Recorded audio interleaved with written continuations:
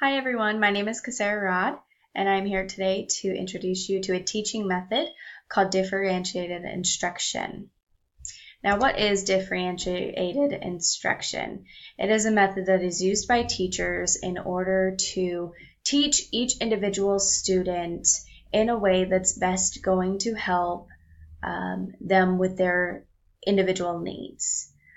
It's going to maximize each child's learning potential by using this method of teaching.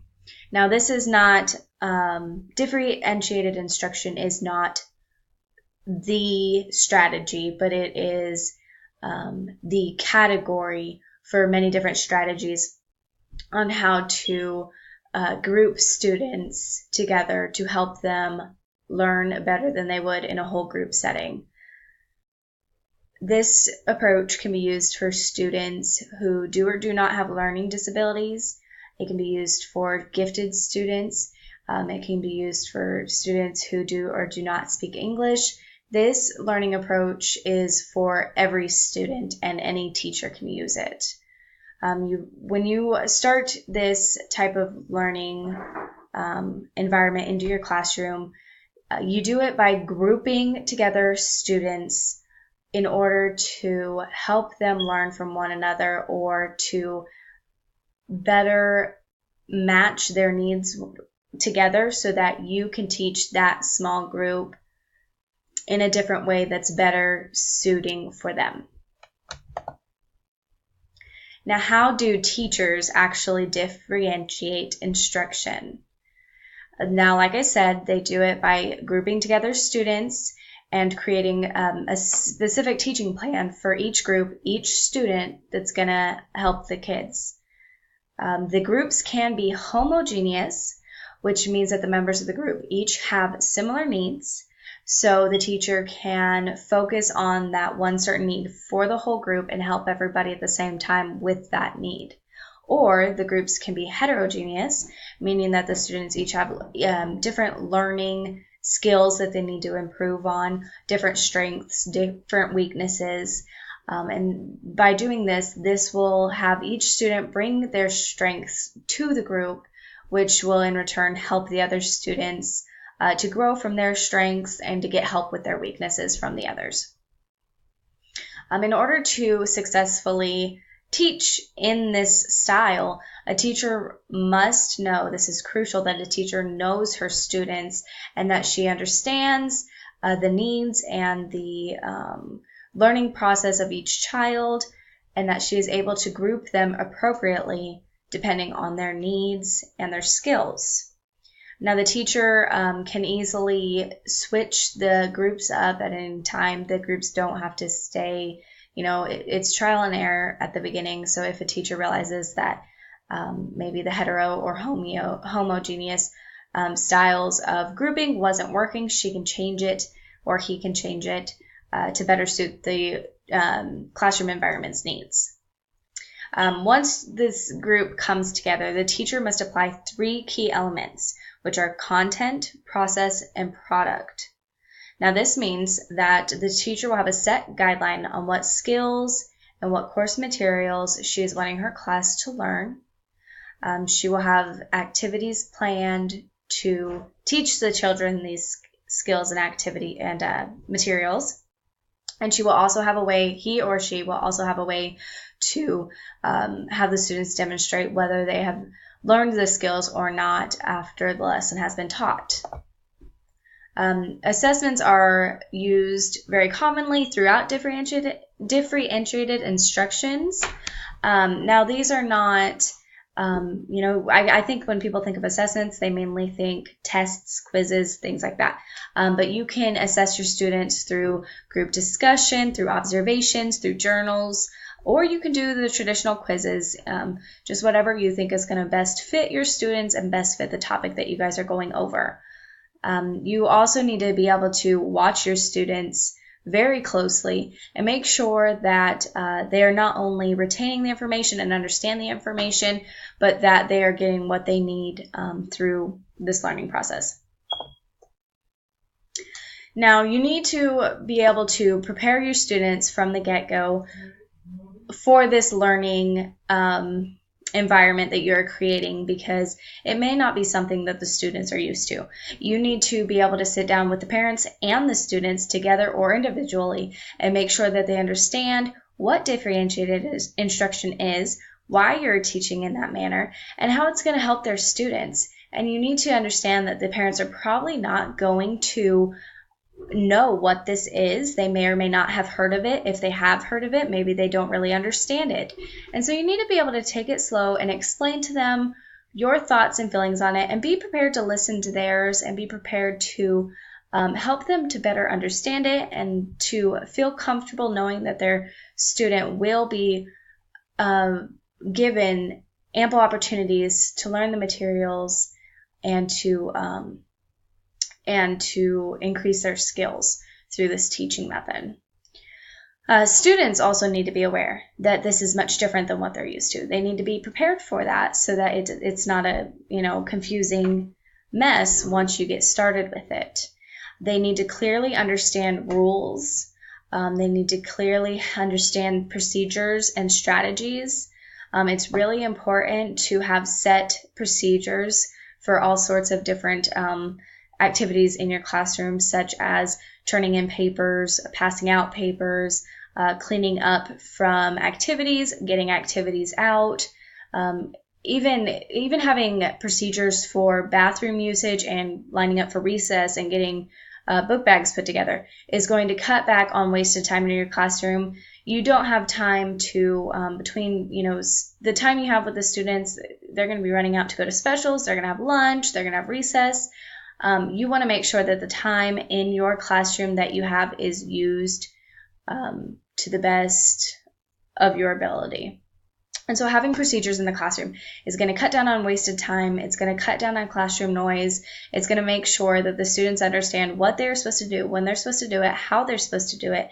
And it's going to also keep the students from coming up to you and asking, oh, wait, where does this go? Oh, wait, what am I supposed to do now? It's going to make it easier for you. It's going to make it easier for them. And in the long run, it's going to give them more time to learn, which is what they're there for. Another important thing to make sure that you have going in your classroom is something called anchor activities. Now, these are activities that you can make sure the students know that if they finish with an activity early, they are able to move on to this activity. This is going to keep the students from conversating after they're finished with their work and disrupting other students who are still working. It's going to keep the students from coming up to you and wanting to know, what do I do now? What do I do now? What do I do now? When you're trying to help other students. And it's going to keep the students from getting in trouble. And so you can have things like a puzzle set at the back of the room where the students go and they work on the puzzle quietly after they've finished their work. It could be something as simple as a math-coded coloring page in their desk that they know that they need to pull out and get started on once they finish whatever project it is that you have assigned to them to do. This is going to really cut back on the classroom noise in between finishing up projects, and that's going to be tremendously helpful for every teacher out there. Now in the classroom, you're going to notice that it may not be set up like a traditional classroom. In a traditional classroom, you would be used to the teacher desk being the center of attention up there in the front of the room, and then the students' desks are all facing forward so that they can all see the teacher and the teacher can see all of them. Now in a differentiated learning classroom, you're going to see that maybe the desks are put together into groups. You're going to want, as a teacher, you are going to want an area where you can get your whole group together and do a whole group learning discussion or lesson. So maybe that would be, if you have younger children, that may be as simple as the students coming together on an area rug and sitting down for some learning time as a group there.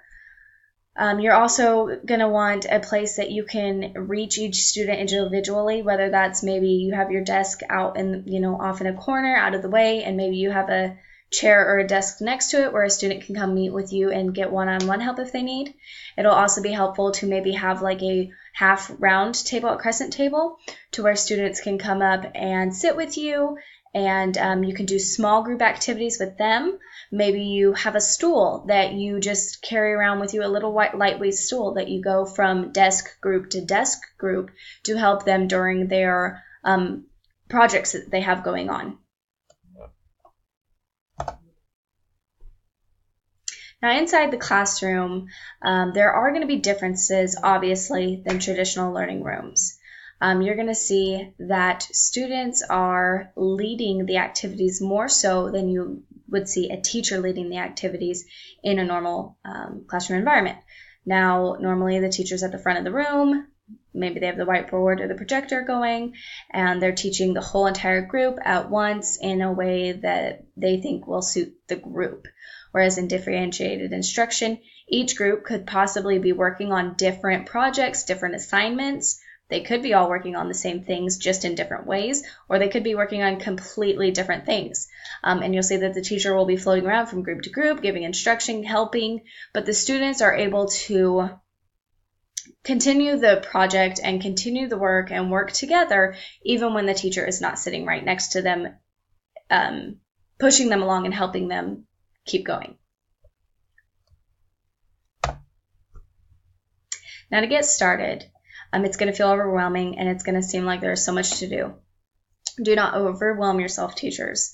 It is said that it can take up to 5 years to completely transition from a normal traditional teaching classroom to a differentiated instruction classroom. So take little steps, take it piece by piece, start with something small, achieve it, get comfortable with it, and then move on to add the next thing to it. And before you know it, you're going to turn yourself into a differentiated instruction teacher.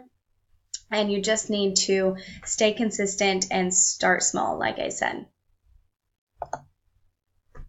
And lastly, I wanted to give you 2 examples of things that would not be appropriate or would not work successfully within a differentiated instruction classroom. And those 2 things would be, number 1, delivering instruction primarily by lecture. Now, obviously, I've kind of touched on this.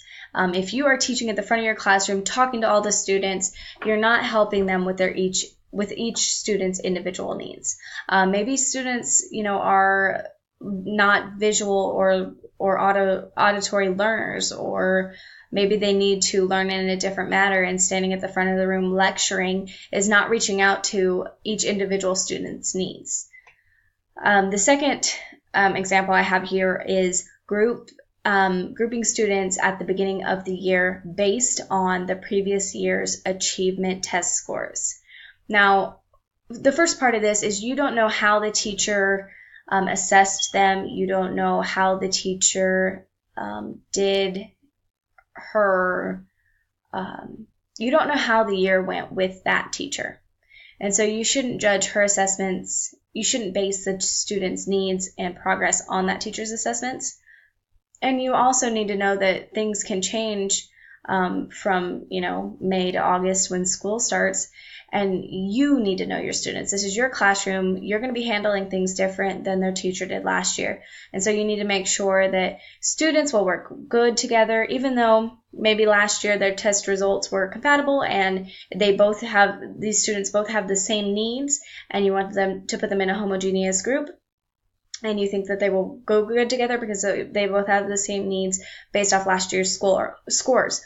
Well, you don't necessarily know that those 2 students will get along. I mean, you just have to base it off of your classroom, your style, your students' needs.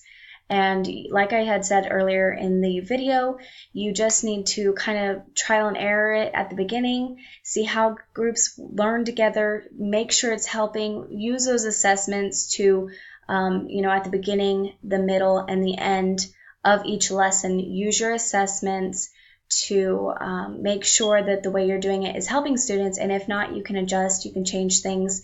You don't have to be set in your ways. You can be flexible. You need to be flexible in order to prepare your students and help yourself and keep your sanity. So I hope you have enjoyed this presentation, and I hope you have a wonderful year. Thank you.